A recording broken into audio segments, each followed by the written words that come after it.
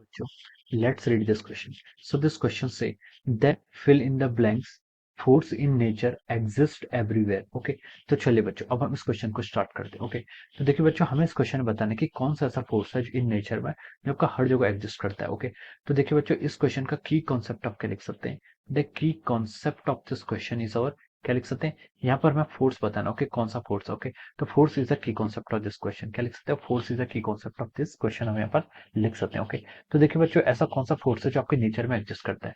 तो देखिए फोर्स आपके क्या क्या कौन कौन से फोर्स होते हैं. एक होता है आपका ग्रेविटेशन फोर्स. कौन सा फोर्स होता है.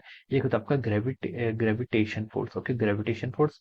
दूसरा फोर्स होता है आपका, देखिए जो फोर फंडामेंटल फोर्सेस है नेचर के. दूसरा क्या आपका इलेक्ट्रोमैग्नेटिक फोर्सेस. क्या फोर्स आपका इलेक्ट्रोमैग्नेटिक फोर्सेस, जिसका हम क्या बोलते हैं आपके इलेक्ट्रोमैग्नेटिक फोर्सेस, जो आपके चार्ज पार्टिकल के कारण आता है. ओके, थर्ड आपका जो फोर्स होता है that is called our nuclear force या फिर स्ट्रॉन्ग फोर्स बोल देते हैं. क्या बोल देते हैं, चलिए हम इसको न्यूक्लियर फोर्स लिख लेते हैं. ओके, और जो आपका चौथा फोर्स है वो क्या होता है आपका वीक फोर्स होता है. क्या होता है वीक फोर्स. ओके, ये भी आपका न्यूक्लियस में ही लगता है, जैसे आपका बीटा डीके गामा डीके होता है वहां पर यूज होता है. ओके, अब देखिए ग्रेविटेशनल फोर्स क्या होता है आपका. दिस ग्रेविटेशनल फोर्स आपका क्या होता है. This force will exist in nature everywhere. Okay, gravitational force क्या लगता है. This force act because of the masses. Okay, अगर आपका कोई भी ऑब्जेक्ट एग्जिस्ट करता है तो उसके पास क्या होगा, मास होगा. मास होगा तो हम बोल सकते हैं कि यहाँ पर आपका ग्रेविटेशनल फोर्स एग्जिस्ट करेगा. ओके, हम क्लासिकल डोमेन की बात कर रहे हैं, हम सिर्फ क्लासिकल डोमेन की बात कर रहे हैं. ओके, तो हम बोल सकते हैं कि जो आपका ग्रेविटेशनल फोर्स होता है, in gravitational force in nature exist everywhere. Okay, तो हम ले सकते हैं कि यहाँ पर जो फिल इन द ब्लैंक्स है वो आपका ग्रेविटेशन आ जाएगा. ओके, अब देखिए सेकंड फोर्स होता है आपका इलेक्ट्रोमैग्नेटिक फोर्स.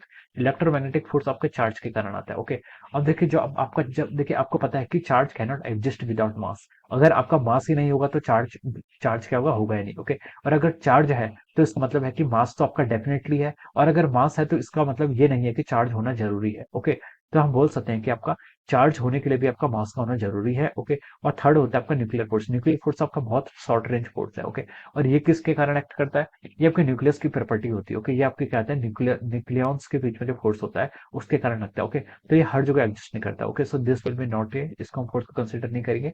वीक फोर्सेस आपका देखिए कुछ इंटरेक्शन, जैसे कि आपका जो बीटा इंटरेक्शन होता है उसमें आपका वीक फोर्स लगता है. जो कि न्यूक्लियस जो आपका इलेक्ट्रॉन्स पॉजिट्रॉन पर फोर्स लगाता है उसे हम वीक फोर्स कहते हैं. ओके, तो देखिए आपका यहाँ पर जो फोर्स है तो ग्रेविटेशनल फोर्स क्या करेगा आपका यूनिवर्सल फोर्स हो जाएगा. हम लिख सकते हैं the gravitational force in nature exist everywhere. Okay, तो यहाँ पर जो आपको फिल इन द ब्लैंक्स भरना है, यहाँ पर आप क्या भरेंगे, तो इसका जो करेक्ट फिल होगा, जब का यहाँ पर क्या होगा correct fill in the blanks होगा, तो वो क्या होगा आपका द ग्रेविटेशन या फिर ग्रेविटेशनल फोर्स. क्या लिख सकते हैं यहाँ पर, इसका आंसर क्या हो जाएगा आपका ग्रेविटेशनल हो जाएगा. क्या लिख सकते हैं यहाँ पर देखिए the gravitational force in nature exist everywhere. Okay, तो gravitational will be the right fill in the blanks. Okay, so I hope you all understood this concept. All the best and thank you so much.